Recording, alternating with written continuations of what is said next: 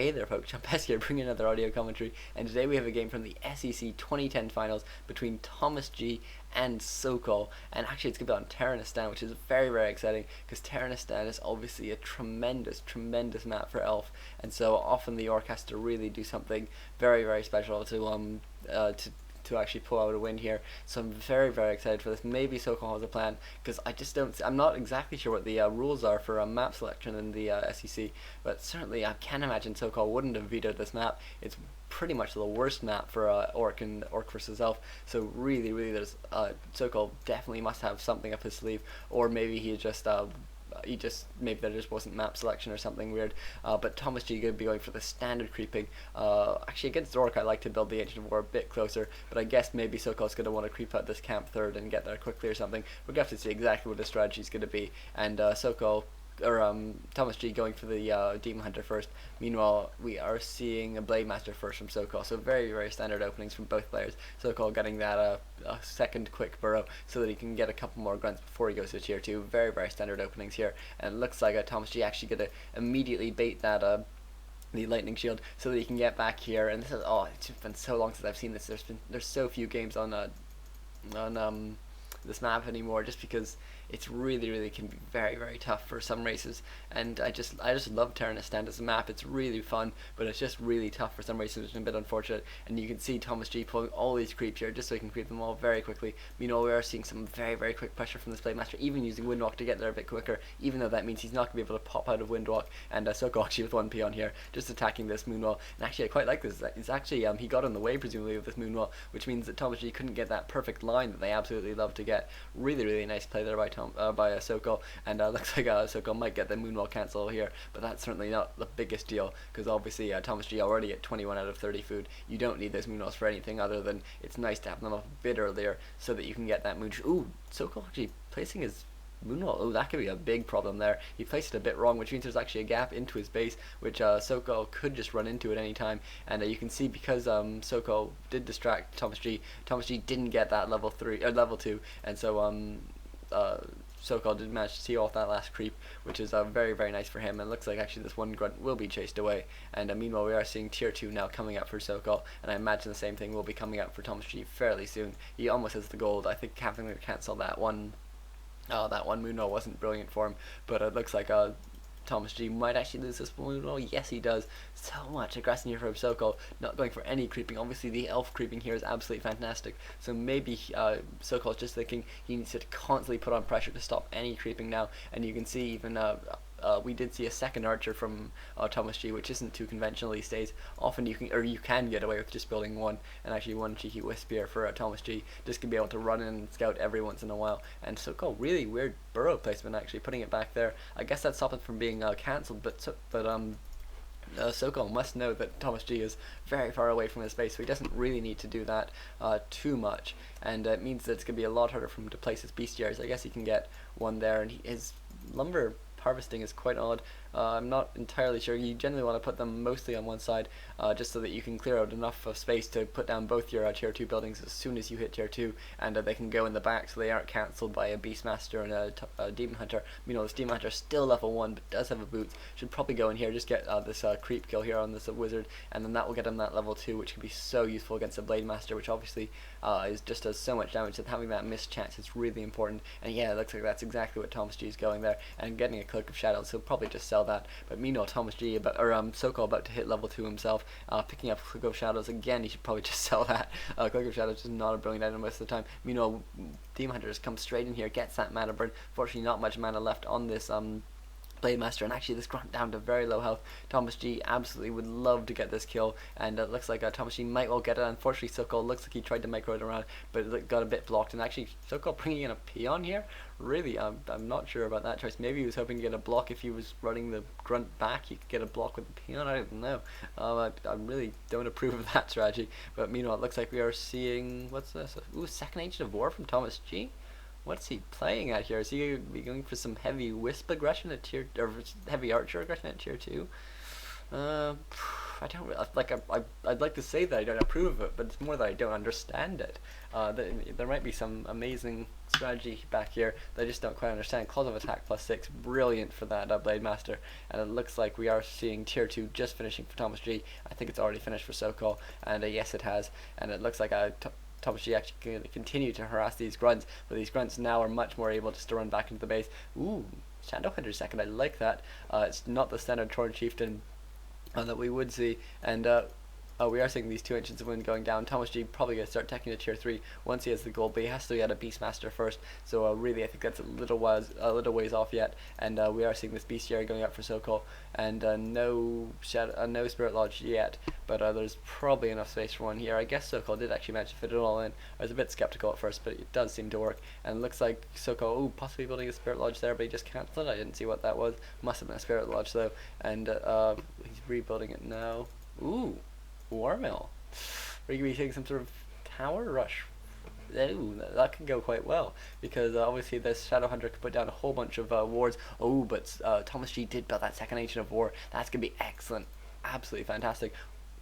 Keeper of the, what are these players doing? Keeper of the Grove second against, oh wow, I'm very excited. Let's see, if Sokol hasn't trained wards, he could actually get Hex and really do wonders against that Keeper of the Grove. We're gonna have to see if that's what he decides to go for. We know these 2 peons running up, probably gonna put down towers eventually, but I think this War Mill is still a ways off. Yes it is, and oh my god, getting entangling roots just in getting it in range of that Ancient of War, and getting a Blade Master entangled in range of that Ancient of War is so bad. Meanwhile, Hex being chosen now, and unfortunately that wasn't a great Hex. Maybe it stopped a mana burn, which is I guess nicer than being mana burned.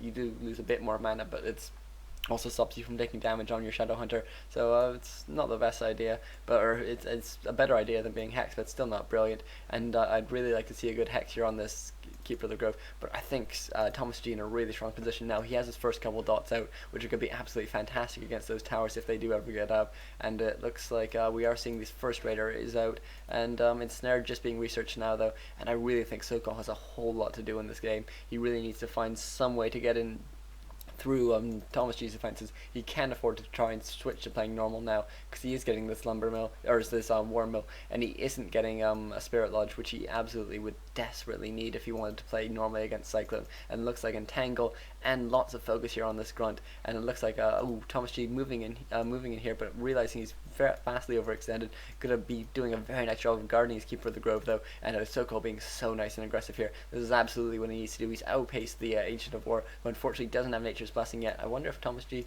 is still attacking at tier 3, so he hasn't got Nature's Blessing yet. I imagine he will want it though against all this aggression, because oh my god, just look how low Sokol's army is. These grunts are taken out so quickly, but oh wow, some sneaky towers going up here, and ThomasG noticing them and putting up an Ancient of War right next to them. It's the Ancient of War isn't going to finish in time, but ThomasG picking up a Shredder now, a brilliant move, going to absolutely destroy any Raiders that come in, and these grunts just managing to fight their way through, because they do have 800 hit points now. They have been upgraded, and this Blade Master trying to do some damage now to this Demon Hunter. Demon Hunter does have a healing potion though, so he will be able to stay alive, and Sokol really being rebuffed now, needs to stay in the range of these towers now that they have finished. Should probably even send the peons into the battle, but Sokol losing that Raider and his Blade Master. Oh my god, this is not good at all for Sokol. What a brilliant play here by ThomasG, really playing it very smart against the strategy he's probably not too used to playing. Obviously actually this map is basically the map that made Lucifer famous, because he basically did nothing but burrow rushes at tier 1 with Orc against Elf, and even though everyone knew it was coming, people were basically powerless to stop it. It was a really strong strategy. Meanwhile, it looks like ThomasG gonna try and take this out. Ooh, wow, actually letting that Ancient of War finish, only to be killed just as that's really nicely played there by Sokol, but a bit careless there by ThomasG. Probably should have cancelled it, but he's getting so many kills anyway, it doesn't really matter. Shredder being ensnared and kicked off, that's really annoying. That Shredder is so much DPS, and it looks like ThomasG is losing his archers very slowly. Obviously towers don't do a whole lot of damage to archers, but they do go down eventually, and those Orc towers are so much fun. Ooh, wow, Entangle going off here on the Shadowhunter is just running for it. This Demon Hunter now not able to chase because of that ensnare, and Sokol now with this one Raider, but it looks like ThomasG is going to instead focus on the towers. Probably a good choice. Actually, these Ancients of War can probably take care of the towers. I should probably try and chase down this Raider, and it looks like unfortunately this attack being rebuffed very strongly by ThomasG, and Sokol now possibly in a lot of trouble. Has one peon here who's just continued to harvest lumber. I think it's probably best not to bring down too many. Actually, he's bringing down some more, which I don't really approve of, because if it does get sailed out, which obviously ThomasG knows there is a lumber mill up, then he can get 3 very, very quick peon kills. And considering those towers were very, very expensive, you can see Sokol doesn't have the abundance of lumber that Orchid Tier 2 often does have, and it looks like Sokol will actually have this 1 peon chase down as well, so I think he can't be affording, or he can't afford just to lose a whole bunch of peons. And it looks like this Demon Hunter now hitting level 3, only now, very, very late, considering the Keeper of the Grove is already 2 and a bit, and this is Terran to stand, so really that Demon Hunter should have been 3 a long time before that Keeper of the Grove was 2, although if we were playing woulda, shoulda, coulda, I mean there shouldn't be a Keeper of the Grove basically. And it looks like Sokol's going to go for another attack here, really needs to do some much better attacking than before, has picked up a Demolisher, which is obviously going to be nice against those dots in theory, but you just need to get the positioning on them. Meanwhile, those dots are adept training. Cyclone is on its way, but I'm not sure how effective it's going to be, because obviously you can't cyclone towers or demolishers, and by cycloning something you basically sort of form a amazing wall for demolishers. And it looks like actually Sokol really going to slow push it now, really going to stick very far back.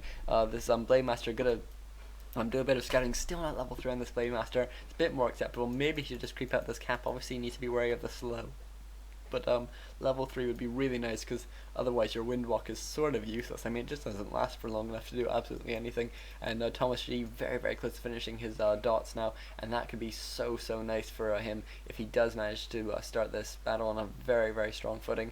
And oh my god, looks like actually he's pulling in with the demolishers, but he needs to be careful. Obviously what ThomasG is going to want to do is he's going to want to wait for his Agents of War to get there before he actually attacks with the rest of his army. I think it's obviously there's this big stretch which doesn't have any trees, so he can't repair his Agents of War.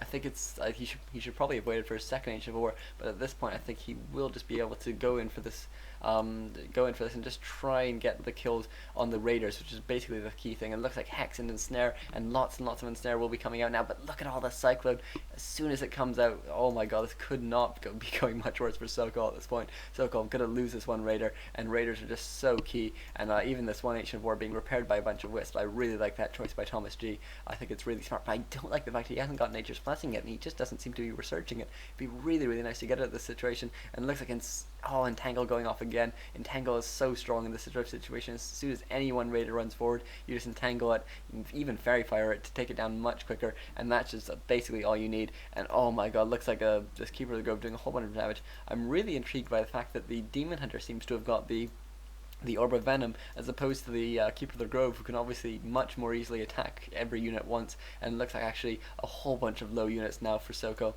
and everything that isn't low is being cycloned. But as soon as ThomasG takes any damage on a unit, it goes down quite quickly, because I think a second Demolisher has arrived. Still no upgrades on them. Obviously it is quite nice to get upgrades on Demolishers. They upgrade very, very well.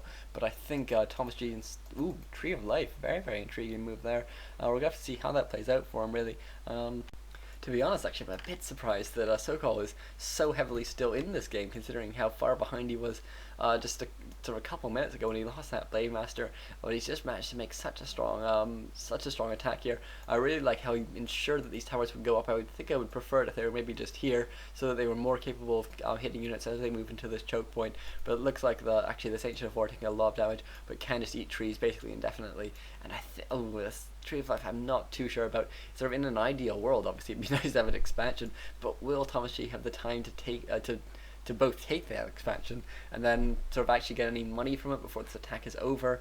And then there's just so many different variables. He has to defend both of them yet, and he has to be aware of those towers. Those towers can just be put up anywhere, and they have 800 range, so it's just so hard to actually notice when they're going up, and it can be such a pain if you get caught out. And it looks like actually you can see Sokol being forced to move forward now outside the range of his tower, so a dust going off there, a bit hopeful, but that Demon Hunter not catching anything. And looks like Sokol will be forced to run, or will run his Blade Master, and goes for the Ensnare, but he doesn't quite get it. ThomasG unfortunately had run back by that point, and obviously Ensnare and a couple hits from the Demolisher can be nice. And it looks like actually another Ancient of War being built. That's a much better choice here by Sokol, I think, who just basically needs to get a whole bunch of Ancients of War in the front.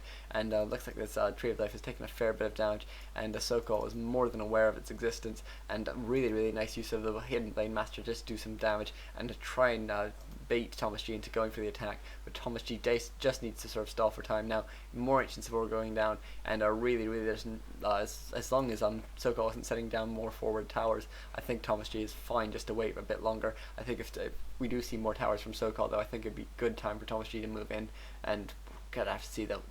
Not very many units for Sokol. Only 3 raiders, 3 demolishers, and a grunt basically. And obviously that's gonna be pretty nicely countered by those dots. And meanwhile, ThomasG being creeping now and being completely caught out. Gonna lose at least 2 Ancients of War here. I think he lost that one that was building. He's gonna probably lose this one